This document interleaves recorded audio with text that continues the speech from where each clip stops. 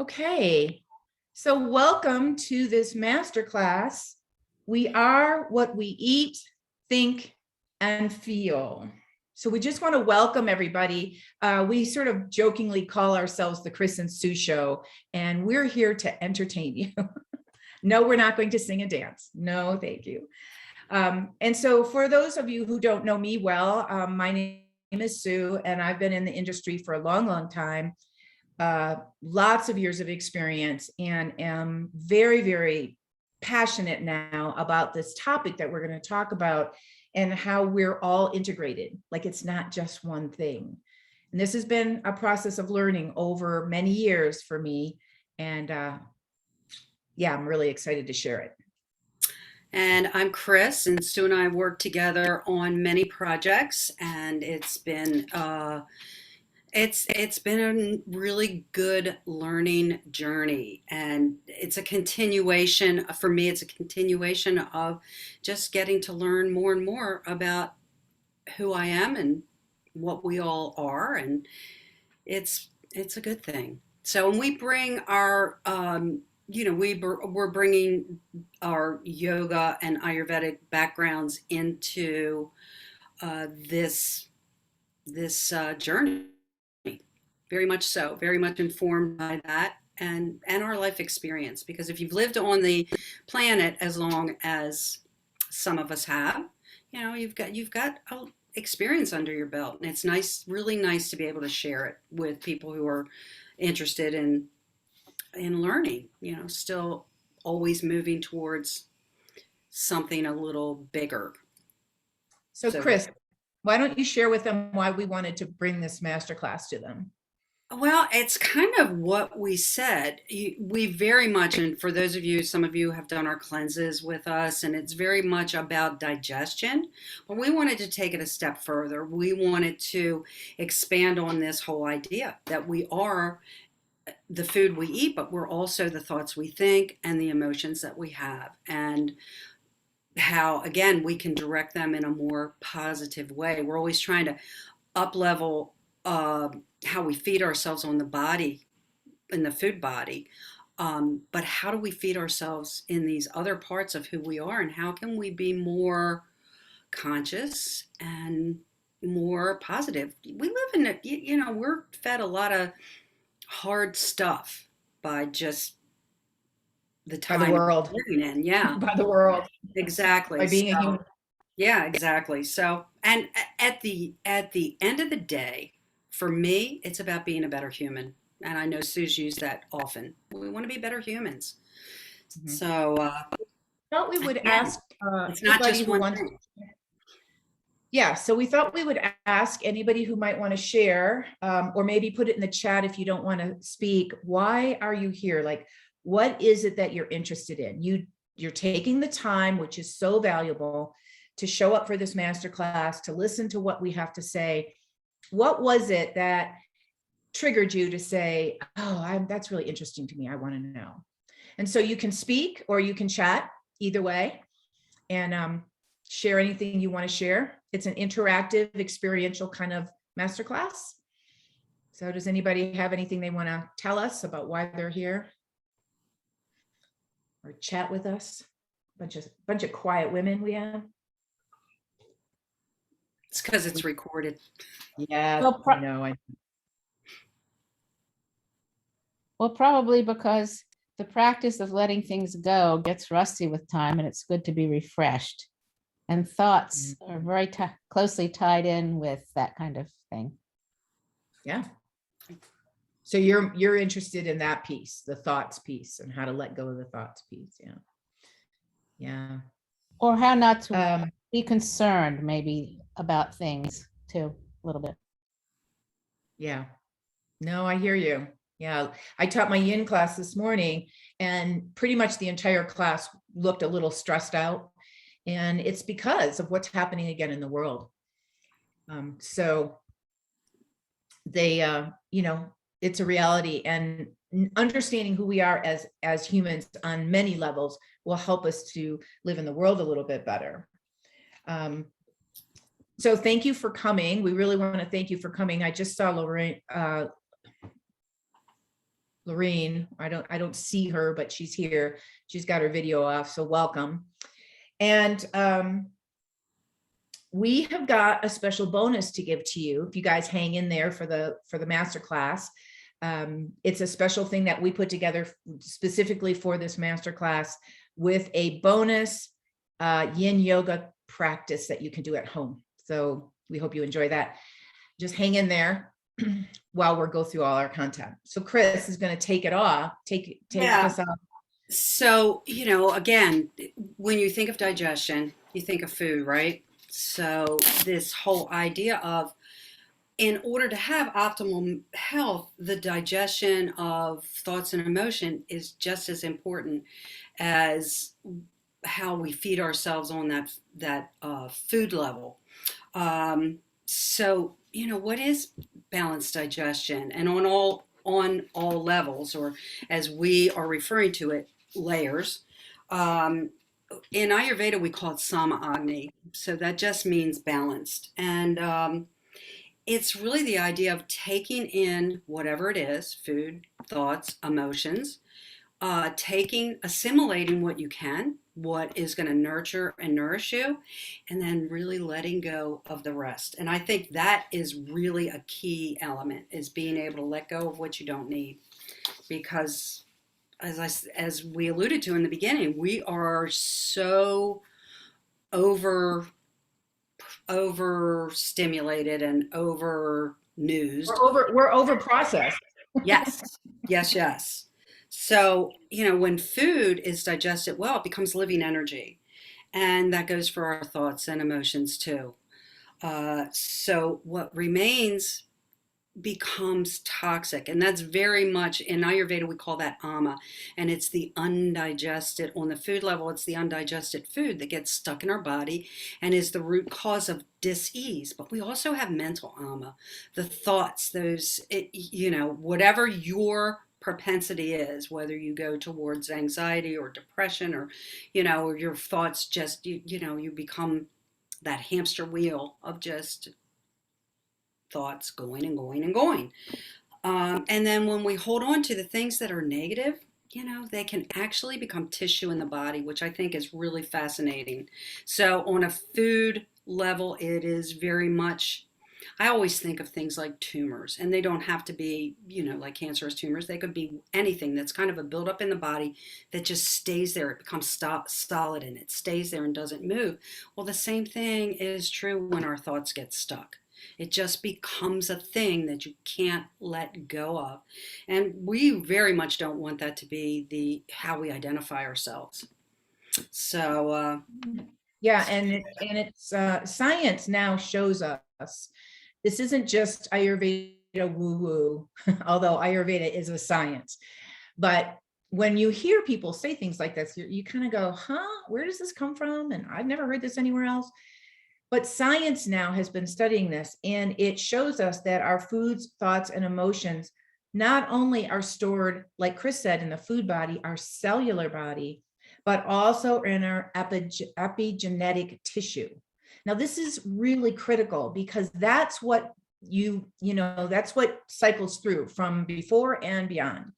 And we do have the ability to shift both our cellular tissues and our epigenetic tissues with this deeper understanding of what we're taking in, what we're digesting, and what we're eliminating. And I almost don't like that word letting go. We use it a lot, but it implies that we're holding on and we're not letting go out of choice. And that's never the case. We don't want to hold on to these things. We just don't have any way to understand how to do it, right? So I wanted to give you some of the signs of healthy digestion or sama agni. And we're talking about all these layers. We're not just talking about the food body. So if you're balanced and you're healthy in your digestion of thoughts, feelings, and emotions, and food, strength, you just feel powerful. You have clear vision. You know where you're going. You have good body temperature, meaning you're not fluctuating up and down. Your complexion is really clear. You have mental clarity. Do you hear all these words that continue? Clear, clarity, clear. You have patience and enthusiasm and courage. Now, these are really interesting things to think about. If we're not courageous, do we think that we might have unprocessed or undigested thoughts or emotions? We don't usually think that. We just think, oh, I'm not very brave. But I don't think that's true. I think we get kind of stuck with these things that are in there and we can't move through them, and therefore it stops us. And I love this idea of a loop or a cycle. So you could think of digestion. We all know the food body, right? You take it in by mouth, it goes through the digestive cycle, comes out the other end. Pretty clear. We take in what we think we need, the body uses what it needs, and then it lets go of what it doesn't need. Can you also think of that loop or cycle with your thoughts and with your feelings? We're going to go a little bit deeper with that. We're going to break it down for you now with these 3 different segments so it becomes a little bit more clear. So if our food isn't digested well, it becomes ama. This is what Chris talked about earlier. And this is part of our organ health, right? So think about belly aches or reflux or heart disease if we eat too many fatty foods, or whatever we can think of, high cholesterol. If we're digesting, all the systems are humming. Would you agree? So if our digestive system, our gut health is not optimal, the rest of the body, the physical body, is not doing very well. Okay, so I'm talking about the food body now. That's all I'm talking about. But it's interesting because you're going to start to go, oh, but what about the mental? What about the, because we're talking about them separately, but they're all integrated. So what happens when you take in too much? You eat too much. You have too many large portions. You might eat too often. You snack a lot. Have you ever seen or heard Chris and I talk about the portions of the bowl at the size of your hands? So in yoga and Ayurveda, this is how we learn portion size. You take your hand, like maybe that's a better way to look at it. Whatever hand size you are, you fill that amount with food, and that's how much your portion size is. Anybody do that? I know when I eat pasta, my bowl is like this big. So I have a funny story to share with you about a friend of ours that I will not name. And years ago, we went to Kripalu and we did a training. And in Kripalu, they have this wonderful buffet. It's really, really good. And they have the Buddha bowls, which are representing your hands. And then they have plates and other things. And we were encouraged to use the Buddha bowl and only eat that amount for the week we were there to see how that felt in our body. Our friend, who is the littlest of all of us, took the Buddha bowl and made that into her salad bowl, and then took the plate and put all the other food on it. So she basically had like 3 times the amount of food that she was supposed to be eating. We all found that to be hysterically funny. And she was like, yeah, I know, I love to eat, right? So, and then what happens when you take in too much? Do you feel full? Do you feel stuffed? Do you feel like you can't move it through you? Yeah. What about if you take in too little? This is something I work with. I'm not eating enough during the day, and I'm not listening to the body signals to feed myself because I'm busy and I can't be bothered. What happens? Do you feel kind of empty and even tired, like undernourished? So when you take in healthy choices, so that we're looking for this balanced, good digestion. Oh, I've jumped over unhealthy choices. So the last choice is too much, too little. Unhealthy choices, which would be things like what? Processed foods, alcohol, stimulants. I mean, even tea is a caffeinated beverage. 1 cup is fine. 5 cups is probably too much. Sugar, all the things we know. It doesn't nourish our system. And if you've ever done this, have you ever taken in like a processed food meal, okay, or a piece of cake, and you still keep looking for more food? Have you guys ever done that?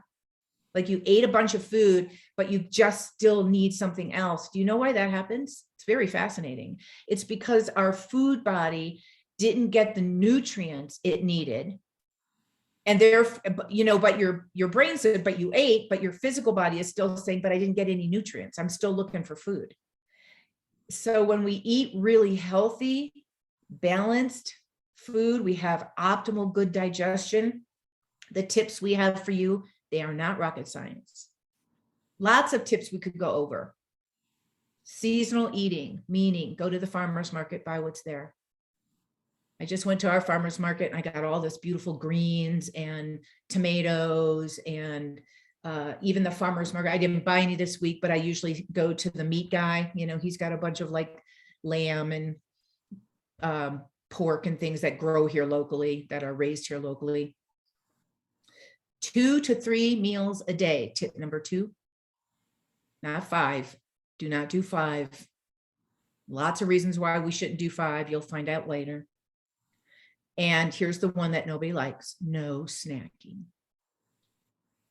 So you eat your meal and you eat enough to take you through at least 4 hours, because that's how long it takes our body to digest everything. And if you eat before that, it kind of like puts a doorstop on the digestive process, then it has to kind of start over. So think about that. Every single time, like you eat at 8 and you're going through your digestion and everything's humming along, and then all of a sudden you eat at 10 and you're like, oh man, then the digestion cycle has to start over. Then you eat again at 12. Ugh, has to start over. Never gets all the way to the end. Not good. We start to store AMA that way, and toxins. So there's my little bit. And I'm just going to end with one little kind of story about myself. And many of you probably know that I've had digestive issues over the years. It started way back when I was 30 years old. IBS, the famous IBS that everybody has. And got put on medicine and all the things. Fast forward, I am no longer 30 years old. I still have digestive issues. And every other day, it seems like I can't eat this or I can't eat that. And what the hell's happening? And I don't even know. And then I had my back issue. And then I started to research and study and work with this body worker. And it's all related to my nervous system. My thoughts and my emotions are not humming along based on what I'm taking in and what I'm letting go of. And it's stuck in my physical body. And that's how it shows up for me. Like Chris said, it shows up for everybody differently. So you might start to be thinking, what is that thing that keeps coming around that I keep trying to take care of it with the food, but it's not really fixing it? What's happening? It's a much bigger story, which is what we get excited about. Chris, is there anything you wanted to say? No, I think you covered everything. Just that we want the food body to be nourished, because that supports these other things. Because if you're in a state of being dysregulated, let's say, you can't, it's like, it's say this is kind of the foundation and we're building upon that. So we want this to be calm and steady so that we can then move to the next layer and the deeper layers, and start to really address other things that are as important. And like Sue and I just keep coming back to it. It's not just one thing, and everything works together, which is, our society is very much focused on food and our food body, not so much looking at going a little deeper and maybe having better understanding, which is or they focus on different things, but they're isolated. So you've got the doctors that deal with organ health, and you've got the doctors that deal with mental health, and the doctors that deal with emotional health, and they're all there, but they're like, you're going to all these different people for maybe the same issue or maybe different issues. Yeah. So, do any, and again, you can share this in the chat, or you can chime in. You have digestive issues, and maybe why do you think that you have them? Thumbs up if you do. Wow. If you guys are pretty good. If you say, well, yeah, but half of them don't, half of them are off. half of them don't have their thingies on. So And have you ever thought about are they related to what's going on here? Thumbs up if you've ever looked at it that way. So a couple of you, are already kind of there. And so we're going to move into the digestion of thoughts. So if your thoughts are well digested, they're going to become positive actions. So they won't be the things that hold you back. If they're not digested or processed, they become, as we said before, mental ama. So they get stuck. And part of this is, being able to move these things through. And how do we do that? And, our patterns keep us safe, and they're our default belief system. So easy to just go into what you've always done because it's familiar, it's comfortable. And when you move out of that comfort zone, you can get a little uneasy. And part of this is we really want to talk about how we can strengthen this muscle on a muscle of positivity, which, that whole word positivity sounds kind of too, I don't know, woo or something. But we're going to look at a little bit about how we take in information. And my guess is for most of us, we take in too much. We're exposed to so much. We have the news, good, bad, or mostly bad, because good news just doesn't sell stories. And then we have the podcasts and social media, and maybe even just conversations with friends that are just a little too excessive. Too much talking, not enough time, just being quiet and kind of thinking quiet or not thinking. Or, and that's really information overload, or you take in too little. Maybe you're super isolated. I know during the lockdown and COVID, a lot of people were isolated. And if you tend towards maybe depression, you might want to just cover your head, get in bed, and not think about anything.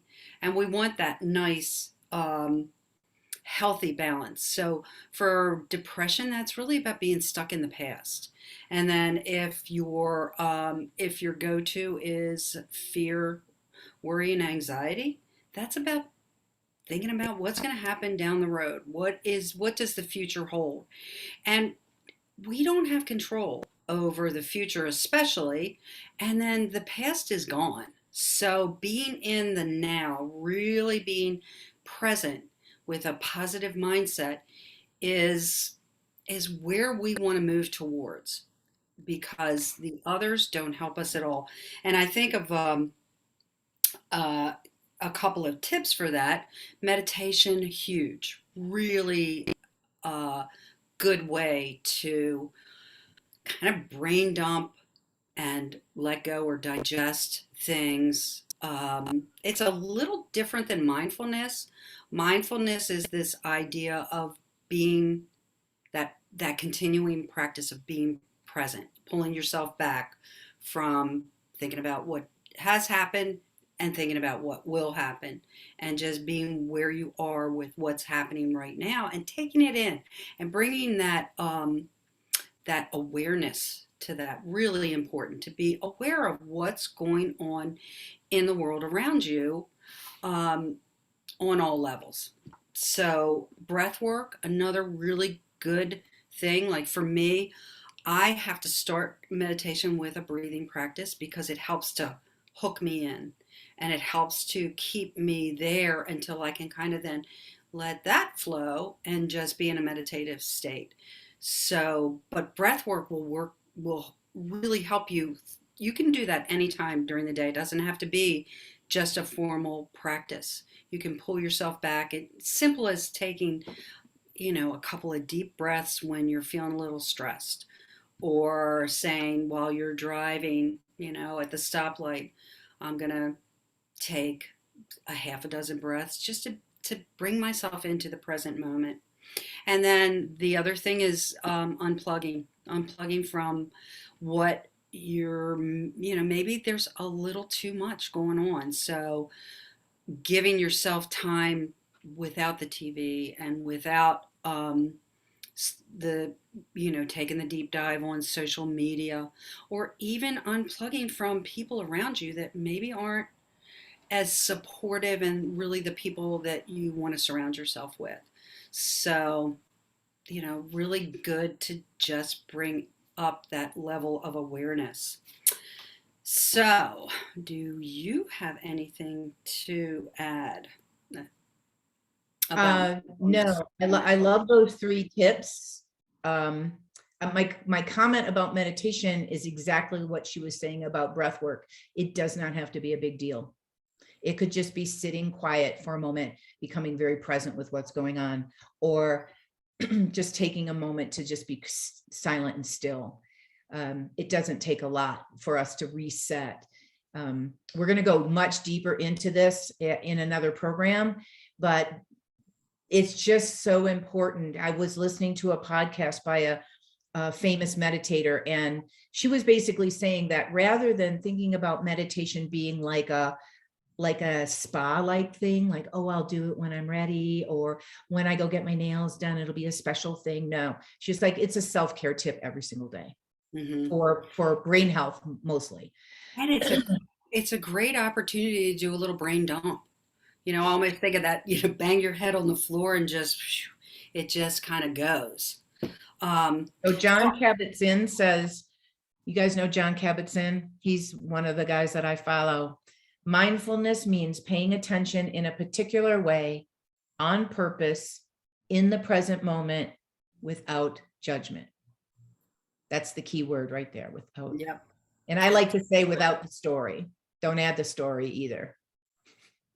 Absolutely. So speaking of stories, I love this as a little fable, and you all might even know what this is. This is an Indian story, so I'm going to read it to you. It's short and sweet, but it really gets to the point of what we're talking about with building these mindful muscles.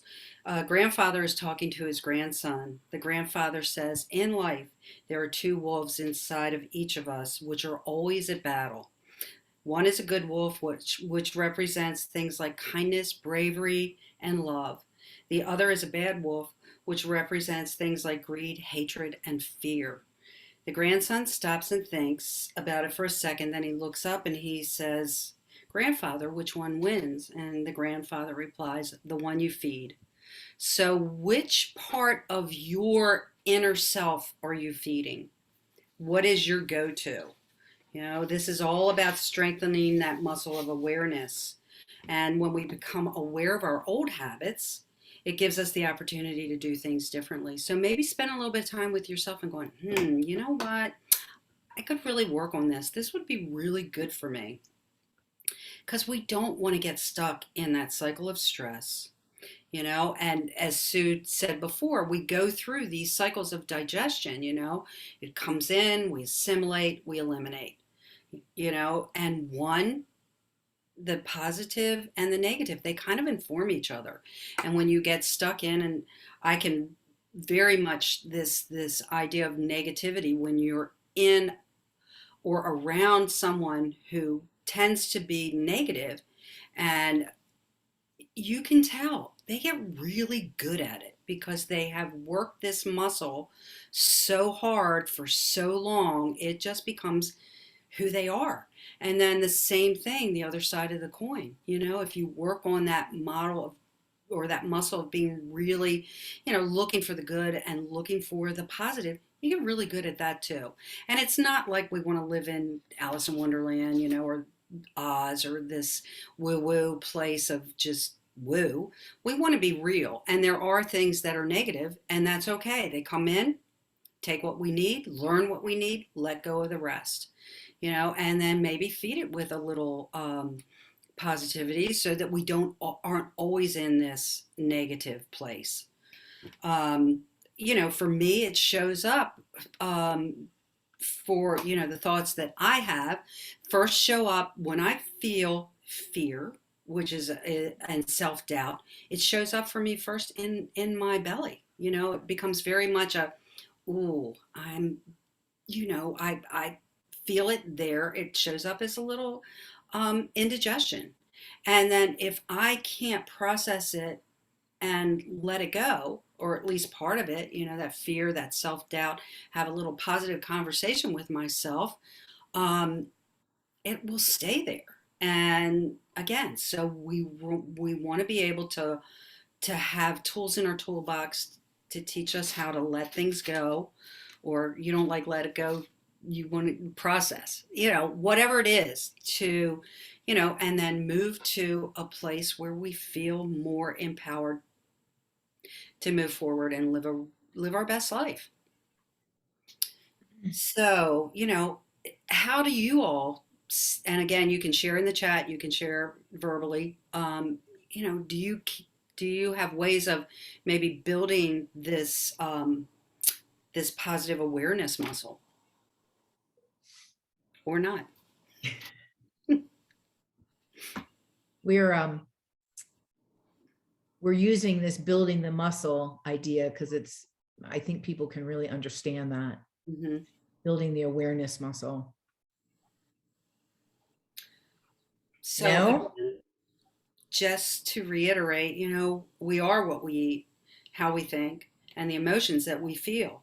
And that they can be directly related to something like anxiety, fear, worry, depression, or, we can think a little, get ourselves through that, think a little more positive, and, really move towards a calm mind with a positive mindset.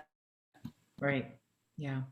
So, I loved all that information. And can you start to see how one thing is related into another thing? So we covered food body briefly. Again, this is just the tip of the iceberg. We covered the mental body, the mind, thoughts briefly. Now we're going to go into the emotional feelings body. Again, this is a big topic.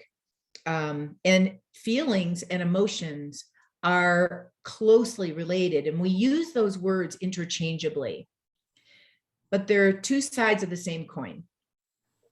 So emotions are our bodily reactions to the neurotransmitters and the hormones released by the brain.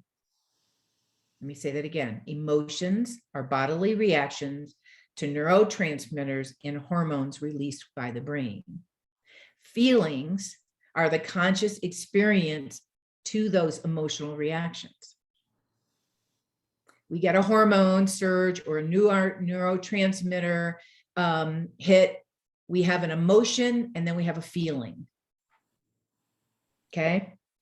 So their feelings are sparked by the emotion, and we each individually assign certain feelings to a certain emotion because not everybody is the same, right? Like I could feel fear and it would show up with a different feeling than if Chris felt fear. So think about that. What is that? Fight, flight, or freeze? When you get afraid, what do? Fight, fight, or freeze? I'm a freeze person. Chris, what do you? I can tend to freeze, and then sometimes I want to fight. So it's different. It's really different for each one of us based on who we are and our experiences we've had over a lifetime and all of that. So when we experience these emotions and feelings, we're receiving a message. That's all they are. We are not our feelings. We are not our emotions. They are information. And so we take action, we deal with them, and we let them flow, or we let them go, however you want to say, right? This is our healthy response. The unhealthy response is we don't want to feel them, so we kind of stick them down in our toes, and guess what happens? They start to cause dis-ease because they live in our cell tissue, in our epigenetic tissue. They don't just go out into the ether. They're like in here. So one of the things that came up for me when we were talking about all of this stuff was how our physical body, Chris said it in the beginning, what is really more, you got to take care of the physical body because it houses all the other stuff, right? And so if you think about a house, just think about your house and the internal systems of the house, electricity, plumbing, walls, all the things you got in the house. So what happens if you start having a leak and you just don't even deal with it? It's just a leak. I don't want to deal with it. I'm going to ignore it. Or you plug the leak, but you don't go to the source.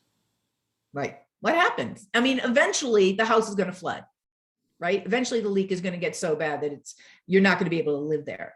So it's a similar analogy to if we don't deal with our feelings and our emotions, specifically thoughts too, they get lodged in these tissues. And then we have what we call dis-ease. So when we're thinking about building this awareness muscle, what we're actually doing is we're helping ourselves feel it, think it, process it or digest it, let it move through us or in us, however we need it. And then it's not lodged there anymore. And we get better and better and better at it as we keep practicing it. So this is, I just, Sue, I want you to share with them what happens with epigenetics. Am I saying that right? You know, the 7 generations when you heal something. I think that's just fascinating and a really good thing to let people know. Yeah. So we have this epigenetics, and most of us think about it as our own epigenetics, but we know that it's part of our DNA that we got through our lineage and we pass on, right? So what we heal, I don't care what we're talking about, emotions, trauma, history, food, whatever, what we heal today heals us 7 generations back and forward. I'm going to say that again, 7 generations back and forward. So I can think about in my own family history, I know there's a lot of crazy. And because I'm working on my crazy, I might actually be able to help my past generations heal from their crazy. And I don't pass it on to my daughter and my granddaughter and on down the line. That's a big motivator for me, honestly. Absolutely. So when we're thinking about emotions and feelings, it can be tricky, right? So anger is an emotion. We feel anger and we have an experience of emotion of anger. So the feeling could be irritation, bitterness, disgust, right? Can you see how that would be similar? What about fear? Fear is an emotion that can look like anxiety or worry or panic. Or sadness is an emotion that can show up like grief or depression or disappointment or shame. But if we want to work with this joy, this emotion of joy, which all of the, Ayurvedic and yogic lineage says that's our optimal emotion to experience, not love, joy. We're looking for the states of feelings of contentment, optimism, hope, and bliss. Bliss. And so a couple of things you could do, simple, right? Journaling. We know that if you journal what you're feeling and thinking, it gets out of here and onto the paper. It's similar to when you're blabbing to a girlfriend, you're wanting to get it out of your body. You just want to talk about the thing and you feel better. Girlfriend might not feel better, but you feel better. So it's like that with writing. And the practice of gratitude. Whether you do it first thing in the morning or at night before you go to bed, it actually changes our brain structure. And there's a lot of science to this that we're going to go into later. Brene Brown says that gratitude is the precursor to joy. So if you don't have gratitude, you can't get to joy. And joy is the optimal, like healthy cells vibrating at this like optimal, amazing level. So how can you begin to build your muscle of emotional awareness? Another idea to think about. So Chris, is there anything else? No, I think you pretty much covered everything on, I want to go in the direction of joy, that's for sure.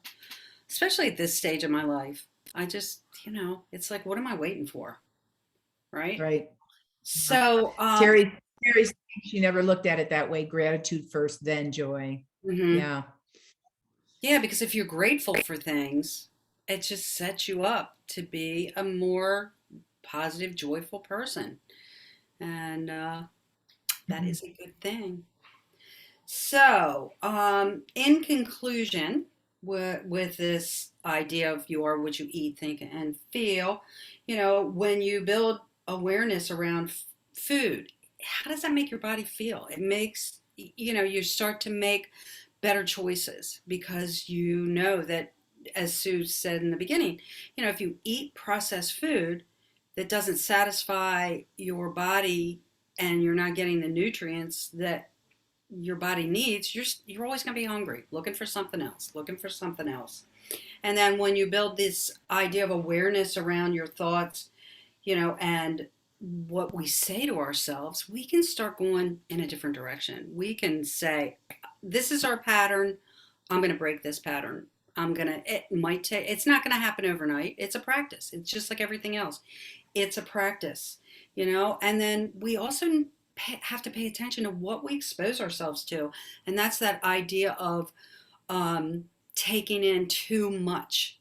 I think I've used this before, this idea we live in a world of too muchness, too much food, too much internet, too much news, too much TV, too many people always talking, talking, talking.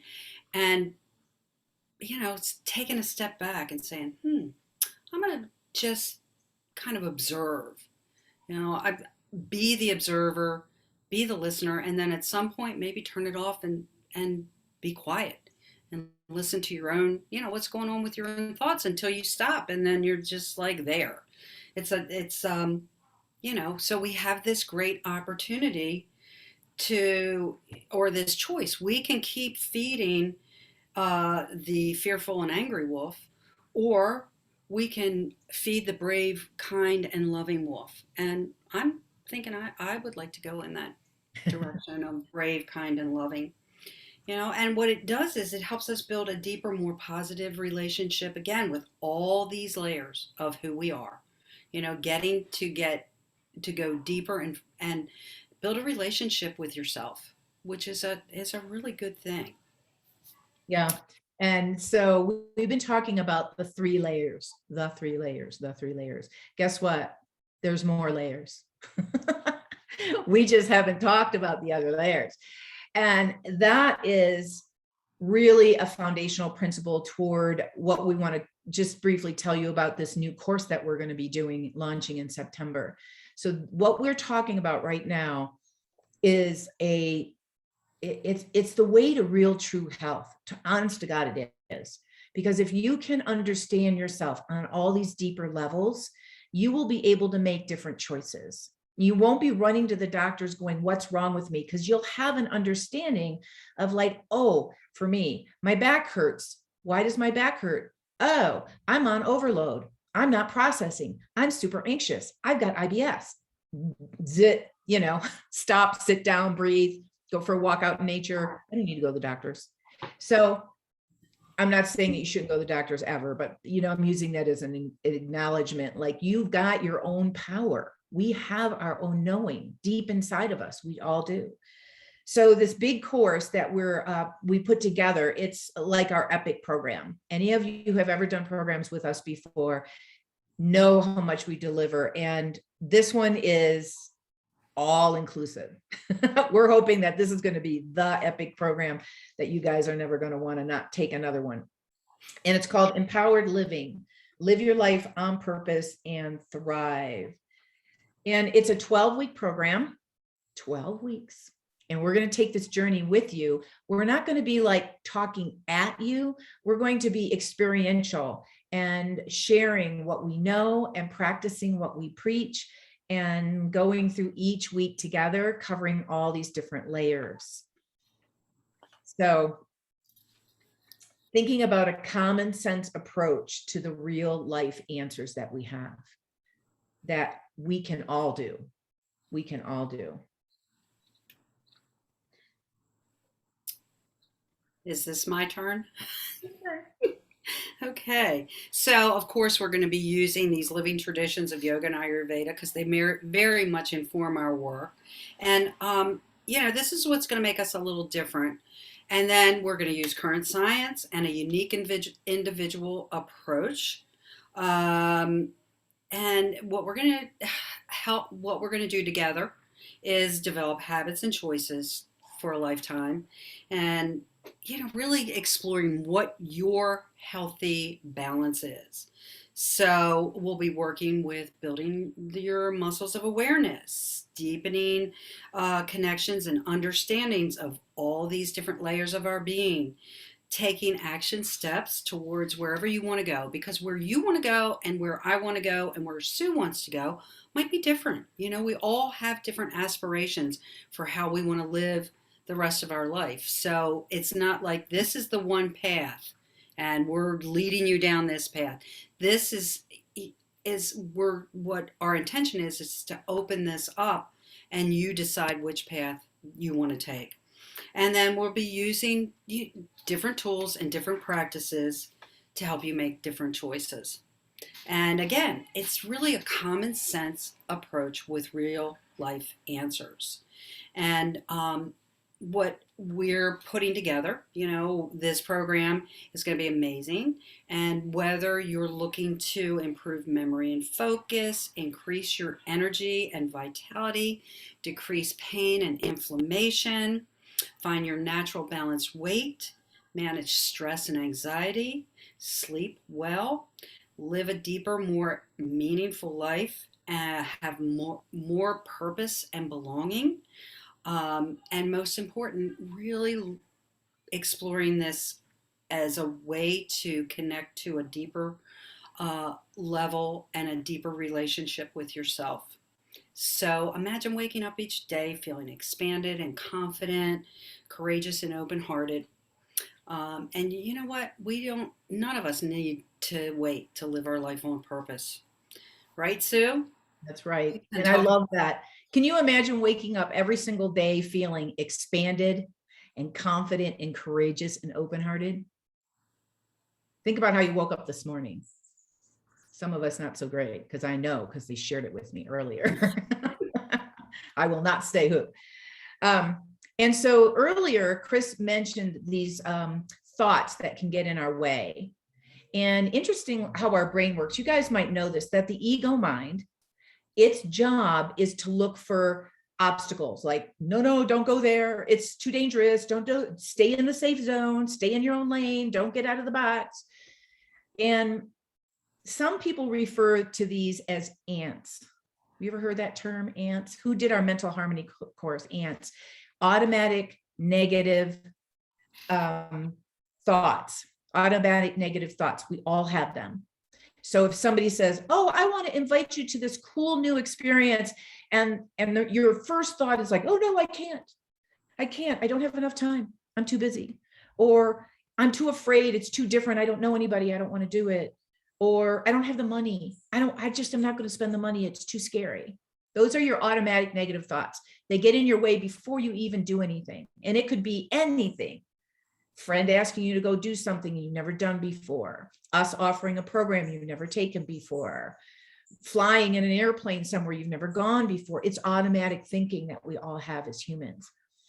So we turn the obstacles into opportunities, right? What are you waiting for? It's time to live your one precious wild life, as Mary Oliver says. That change is inevitable. We teach this in yoga, that moving outside our comfort zone helps us to grow as humans.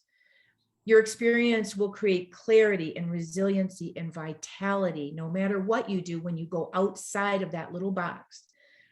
And you'll live your life on purpose. And time is now to take the investment for yourself, whether it's time, whether it's money, whether it's attention, whether it's whatever it is. Take the time for yourself. You deserve it. So as we said before, this program is a common sense approach. It's experiential and practical. It's an epic journey that we're going to take on together. And we're going to give you a lot of extra things that if you've taken any of our programs before, you might not be familiar with, like we've always done coaching sessions, right? That's going to be for sure 12 weeks, but you're also going to get follow-up emails. We're going to have guest presenters that are experienced in their topic or their field. So each layer we go through, we're going to have a new guest speaker. Everything we do is going to be recorded and you can have it for a lifetime. And the people that are in this program are going to get special videos created by Chris and I that nobody else will have. Everybody's going to get a gift sent from us to you before the program starts. All kinds of crazy new things that we're doing for this 3-month journey. Because why did we make it 12 weeks? Because it takes a long time to go on a journey that's really going to manifest some change. 1 week, 2 weeks, it's not a quick fix. This is not a quick fix. And it's not for everybody. It really isn't.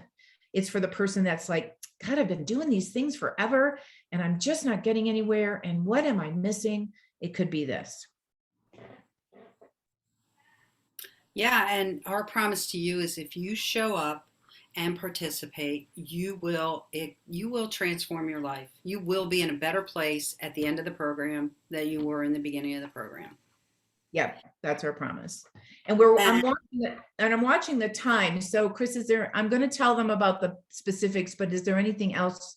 I don't think there's anything. Yeah, I think we can, kind of here's what makes our experience unique is you'll be noticed, heard, and supported.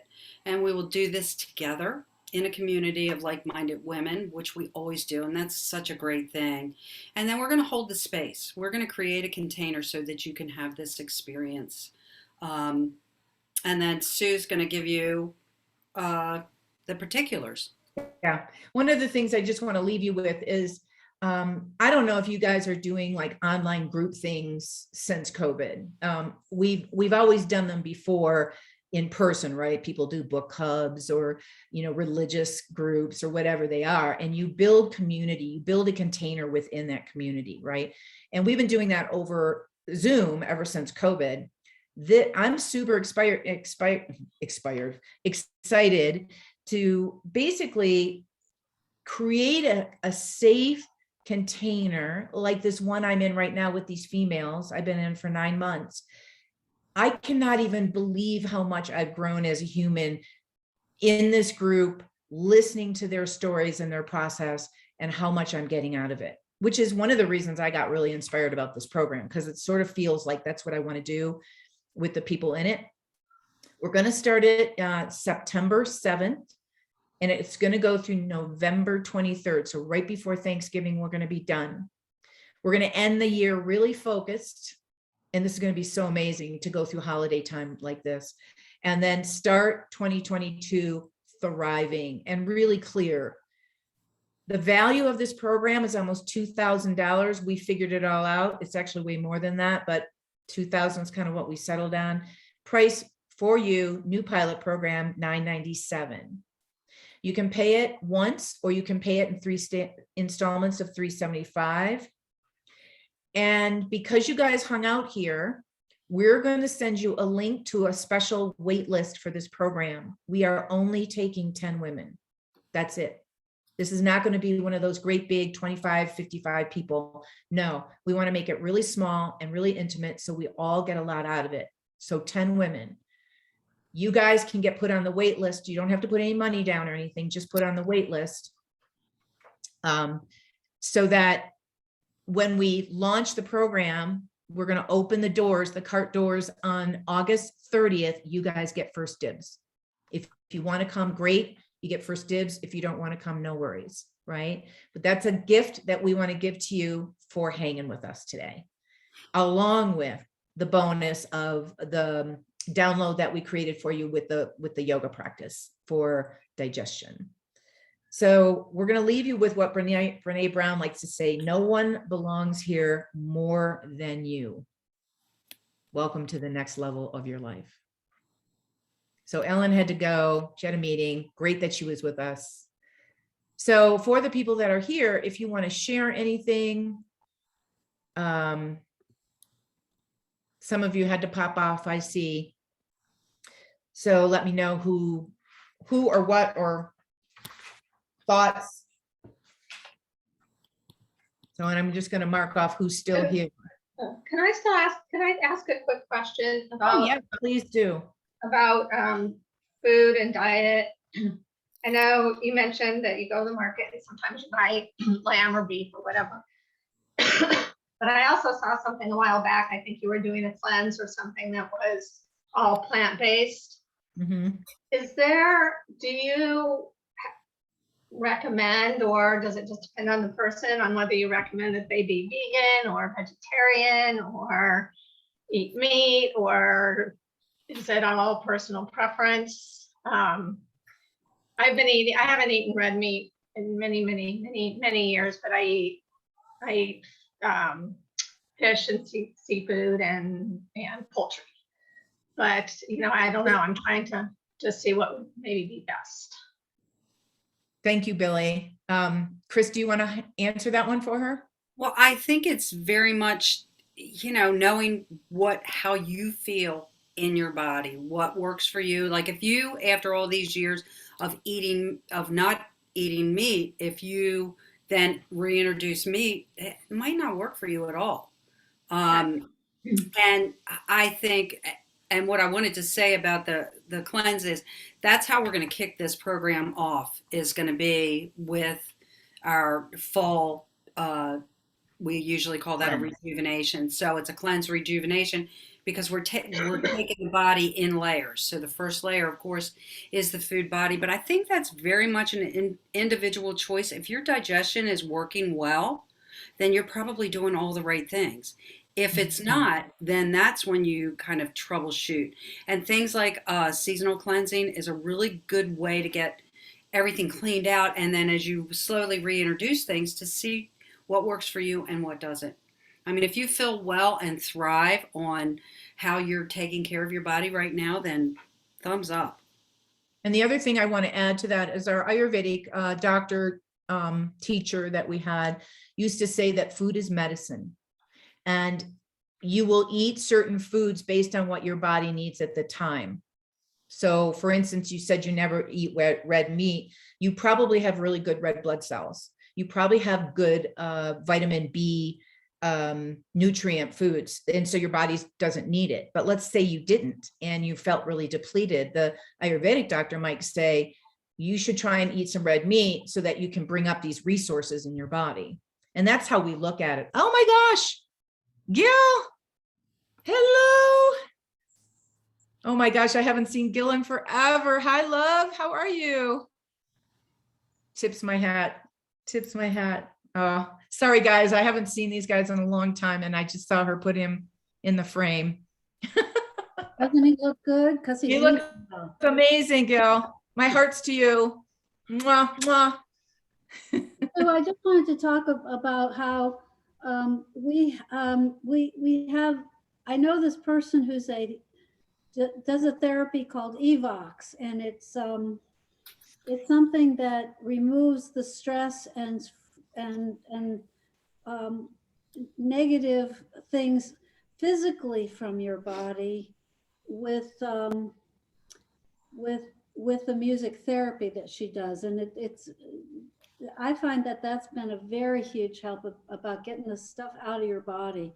And the other thing is that I went to see a doctor years and years ago, Dr. Shamim. He's over in Laurel, Maryland. And I was getting sick constantly because I had so much impacted debris in my intestines that I could not absorb nutrients from regular food. So I was sick all the time. I was always had a cold, or I just felt awful. And once I got, and because of that, I had to do a 7-day fast. It was terrible, but, and by the end of it, I was hallucinating, but it got rid of that debris. I mean, there was other things that helped with that, but these things are all the digestive tract itself, and holding on to this stuff in your physical body, the emotional stuff, is very, very harmful and toxic. And I've found a couple of those were the couple of ways that have helped me so far. Yeah, no, thank you so much for sharing, Eileen. I know you guys have been on a journey with a bunch of different things, and I very well remember Dr. Shamin and your journey with him. So thanks for sharing that. Gail, so good to see you, my love. All right. Does anybody else have anything else they want to share? Ask? Will the recording be available so we can watch it again? Yep. Okay. I'm going to send it out later today. Okay, great. Yep. Thank you. You're welcome. Thank you for everything, both of you. Thank you. Thanks, You're Sue. welcome. Thanks, Chris. Thanks, Kim. Good to see all your lovely faces. Thank you so much. You're so welcome. Bye, everybody. Bye. Bye.